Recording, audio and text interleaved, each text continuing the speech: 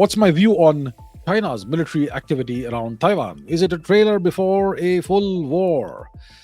Okay, let's take a look at the Chinese military activity. So we're talking about the South China Sea, which historically was called the Champa Sea, and the East China Sea, or whatever that is, and the Philippine Sea. All of this. So China claims the whole of the South China Sea via the 9 or 10 or 11 or 12, whatever dash line they have of late.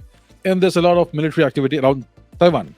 So China essentially has encircled Taiwan via its navy. China has a very extensive navy, numerically the largest navy in the world in terms of numbers, and China repeatedly transgresses upon Taiwan's territorial airspace via its fighter planes and bombers and whatnot.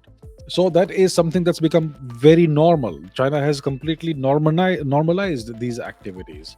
Military naval exercises around Taiwan and the transgression into Taiwanese airspace via Chinese Air Force assets. That's completely normal, and it's a routine occurrence every week, almost every day. This is something that goes on.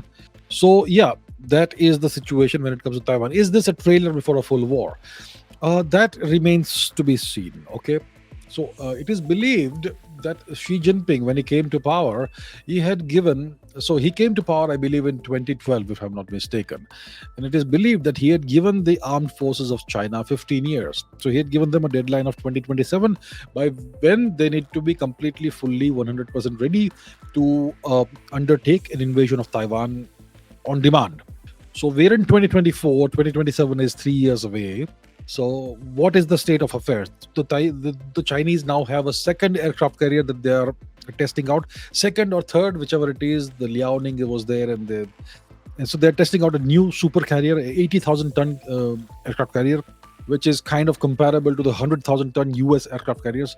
So you could say it's the first world-class aircraft carrier they have, a super carrier kind of category, and they are testing it out. So are they ready to undertake and prosecute a successful invasion and conquest of Taiwan?